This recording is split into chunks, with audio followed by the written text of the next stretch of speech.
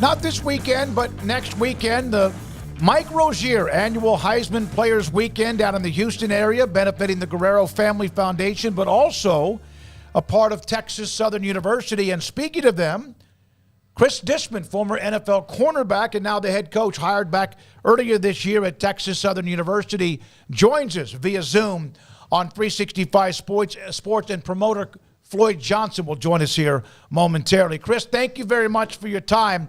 What was it about Texas Southern, the challenge, and also what you believe the dream can be there? Well, first of all, why not Texas Southern? You know, where I'm in the heart of, in the fourth largest city in the country. Texas Southern is in the heart of Houston.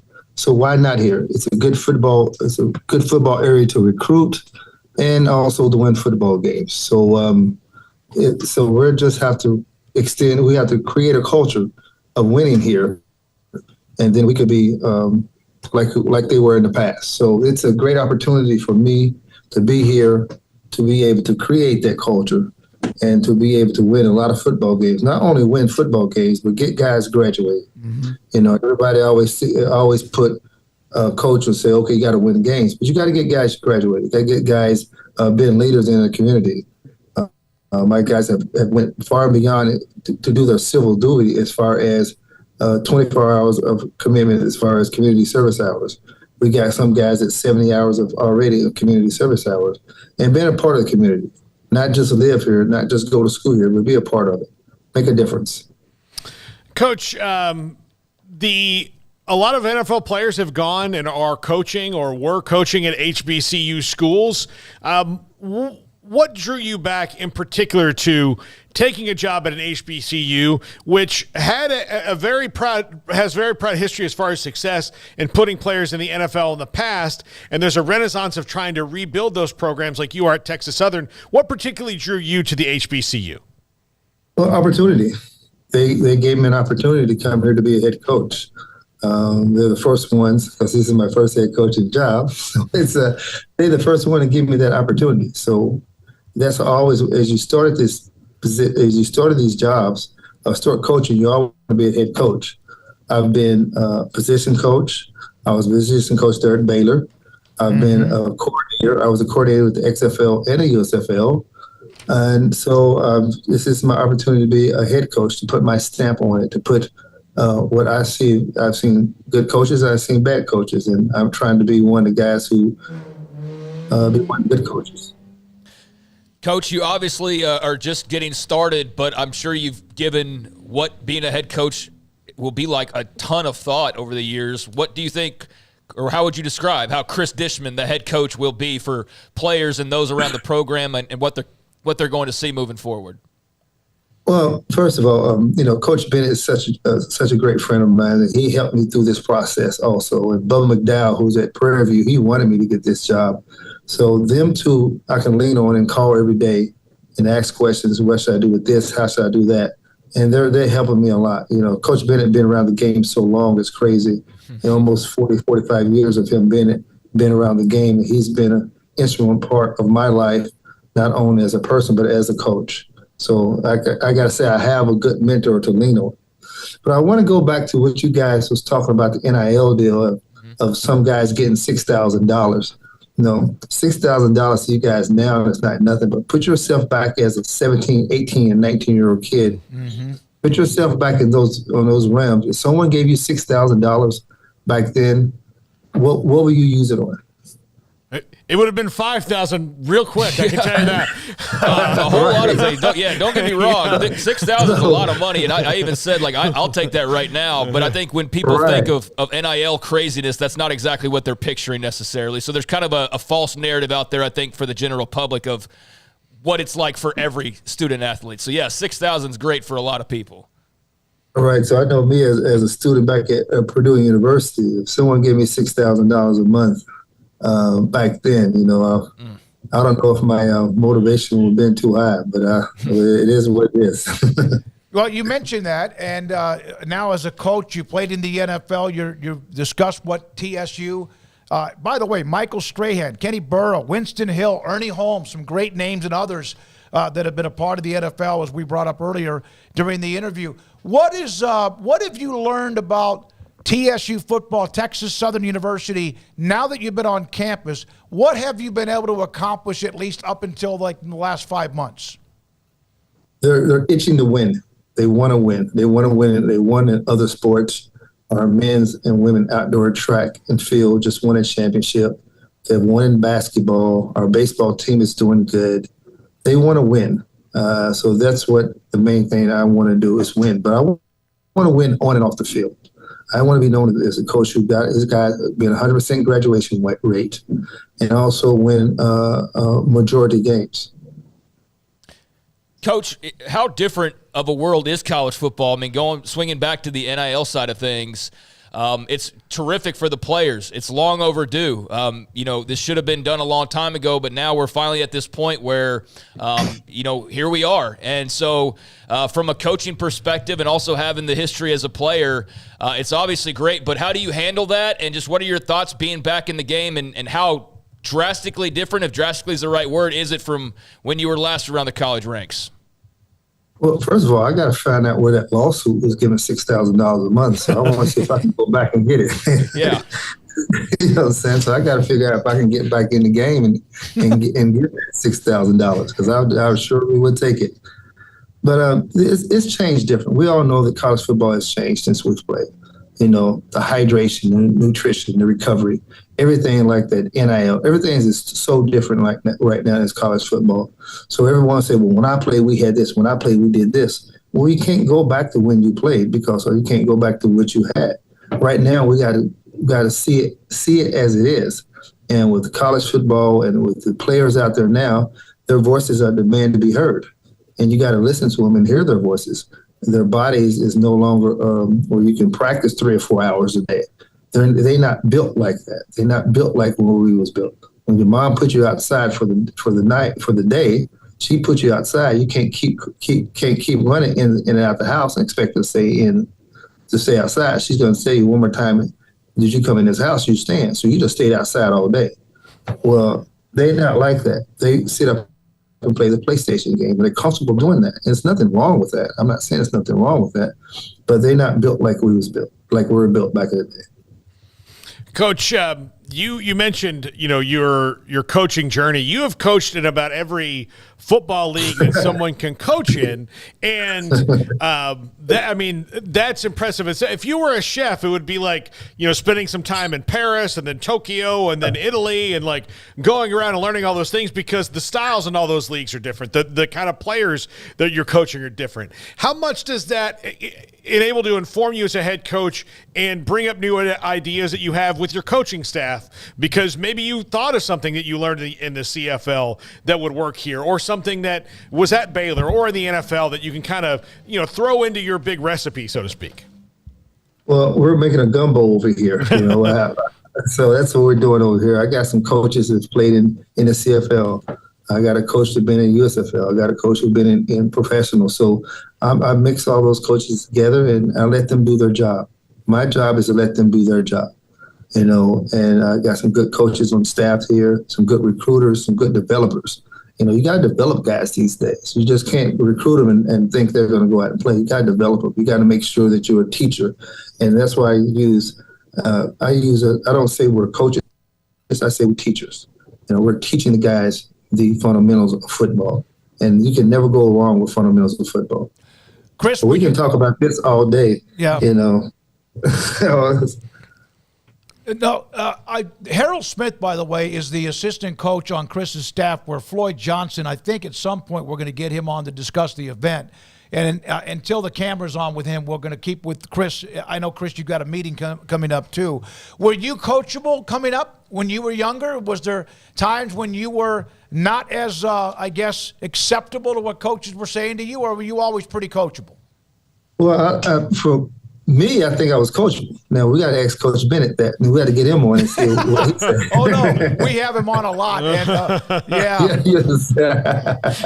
So to me, I thought I was coachable. But back then, you didn't know any better. You just did what the coach said. Coach say you can't have no water before practice. You don't have to drink water before practice. Coach said we're going to wait to enter practice to have water. You're going to do that. But nowadays, our strength coaches, like those guys, we even take breaks in the weight room and have them go snack. So they need that energy, they need that fuel, because I eat breakfast. A lot of people I have 3 or 4 sons that don't eat breakfast. I have a daughter who don't eat breakfast in the morning. But me, I'm a breakfast person. So it's the way their bodies are different. And, I was always a breakfast person, try to get 3 meals a day, but they can go on 1 or 2 meals, but yet still their nutrition and their recovery is a lot different. You can't go on 1, 2, or 3 meals and expect you to have nutrition and recovery. So our strength and conditioning coaches have those guys eating. Stop what we're doing, go eat, go get a snack so you can get the energy. Cris Dishman, head coach at Texas Southern University, with us on 365 Sports. Coach, you've spent some time in these alternate leagues, spring leagues. You've been in the USFL, the XFL. Now there's the combined of the two. There's been various others over the years. CFL, obviously, a mainstay. What has your experience been like? I know you haven't had long stays necessarily, but do you see the value there in those types of leagues? And just do you feel like that's a solid alternative, the options that players have nowadays to continue their career? Just what was that like from your point of view? Well, what is it, 1,600 players that get drafted? I think around that number. I could Something be like wrong. that, yeah. Yeah, it's about 1,600 players get drafted, but it's almost 32 to 4,000 players out there that want to get drafted. So they got to go play somewhere. And the spring leagues are good for those type of guys who can't get drafted in the NFL, who goes play in the spring league, or who get cut from the NFL team, who's on the last cut and go play in the spring league. It's good money for you, and also keep you in shape. Because how else are you going to get in shape? It's hard to work out alone. It's hard to go in the gym talking about I'm in football shape. You're fooling yourself and everybody else around you, because you can't get in football shape in the gym. You got to play football to get in football shape. So that's a good time. It's a good opportunity to keep yourself in shape. And that number, by the way, Chris, is like 250 drafted. Now, there's a lot of undrafted as well, so that's even a lower number than we thought. So I have to ask you, when you were doing your opening press conference at Texas Southern, your good friend, Bubba McLeod, who is right across the street at Prairie View, sat in the front row of your press conference, and he kept wanting to ask a question. Did you have fun with that with Bubba? I did, and I see what Harold and Floyd is on. Let me answer this question real quick, and I'll let them talk about the event coming up. But Bubba and I have been friends for years, and I think, like I said, the first time I ever heard Bubba cuss, he cursed at me, even though he said he didn't. He did. But yeah, Bubba's a charm, and he's trying to figure out what style defense or offense we run. And I told him that we're going to have 22 personnel or 23 personnel each week, and we're going to run that. We're not having no receivers. We having all running backs and fullbacks. We take it back through the whole day. You know what I'm saying? One more question on the University of Houston using the Love You Blue, that powder blue Oilers jersey, and they're not going to wear it a lot. What are your thoughts about that the University of Houston will use the color of the great Houston Oilers colors and team? Well, I'm okay with it. I'm okay with it. I know some people are very upset they're using it, but, that color is a very pretty color. Pretty. It's hard to say pretty in football, but yeah, that's a very unique color, a very pretty color. So if they want to use it and get the old Houston Oilers back up, riled up, I'm okay with it. It's their prerogative to use it.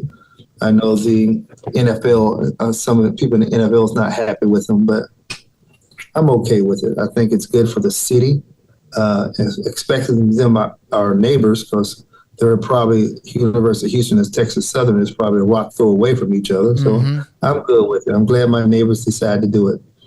Hey, Chris, we're going to move on to Floyd to talk about the event with Mike Rozier. Thank you very much for your time. Garrett, can we just put our graphic up when we talk to Floyd with his audio? Is that possible? Yeah, I'll do that. All right. Floyd Johnson is the screen off to the right of Cris Dishman on the air one of the assistant coaches at Texas Southern University. It's the Mike Rozier Annual Heisman Players Weekend coming up, not this weekend, but next. And Floyd Johnson now joins us on this. And Floyd, you're a part of a lot of events when it comes to professional athletes in the NFL.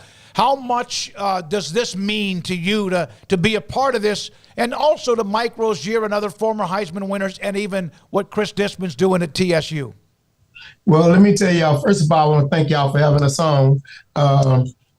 Can y'all hear me? Yes, sir. You're on. Yes, okay. Sir. All right. Well, I want to thank y'all for having me on, but I'm going to tell you a little bit about my career, because the other guy y'all got on here, he's one of the guys that helped me start my career. I actually started with a guy named Moses Malone, the first guy straight out of high school into the pros, first guy with Nike, first guy to make $1 million.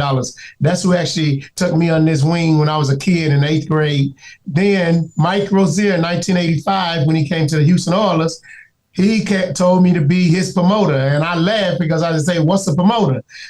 I didn't know what a promoter was. I was young, but Mike told me to be his promoter, and I tell people that's why I go talk to kids at schools all the time and tell them never quit, because my first 3 years I made no money. I went around with a piece of paper saying I represent Mike Rozier and Moses Malone, blah blah blah. This made no money, but. Two friends of mine at Foot Locker, Champ Sports, and Foot Action. Y'all remember them stores back in the day? Yes, sir. Okay. They called their district manager. They had me come over, and I got my break with Cris Dishman. And I'm going to tell you how we became friends. We're best friends. We became friends at the hip on my birthday, July the 5th. Cris came to my house for my birthday. He's a rookie. Mike brought him over there, Mike Rozier. And some kind of way, we done been through thick and thin and 37 years of friendship, and I've been a promoter 39 years. So I tell people all the time, going back to this event, me and Mike started this event 5 years ago because a lot of guys was teasing me, talking about what happened to the Floyd Johnson, the big promoter, the biggest promoter in Texas that do events all around the country. You know how your friends tease you. He don't do all the big events no more. So I say, no, it's hard dealing with these younger players. They different than the older players, Cris and Mike. And Bobby Taylor, Ray Crockett, all them guys. These younger players different. Y'all know that. So I kind of took like 2 years off from promoting. But Mike say, Floyd, let's get all the Heisman guys together and do an event, a golf tournament. I say, Mike, you can get the Heisman guys? He say, yeah, we help each other. We're a fraternity. So we're saying that Mike called all the Heisman guys, had them call me. We started this 5 years ago, playing golf, and a couple of people in town there say, you can get 10 or 15 Heisman guys. I've never seen one Heisman winner, not less known 10 or 15. So it was kind of funny. We've done it with several charities. We had a lot of fun. And this year, we did it one year with Mike's charity. Mike had a charity for cancer because his brother died from cancer. Mm-hmm. So that was a great thing that Mike, did it for the Cancer Foundation. But like I say, it was a thing where it started out 5 years ago, and now at this point, we're doing the Mike Rozier Heisman weekend. It starts off May the 18th. We're gonna have a comedy show. Warren Moon is coming in town. John Randall's coming in town. Eric Dickerson, Darryl Green. We got all kind of Archie Griffin, two-time Heisman, Billy Sims, Ron Dane, Eric Crouch, Johnny Rogers, Tim Brown, George Rogers. So we got a great list of players, and these guys are basically doing it for two different charities that we're trying to help out. And one of the great events that I want the public to come to is the Crystal Ballroom downtown on Main and Travis. We're having a poker tournament / dinner.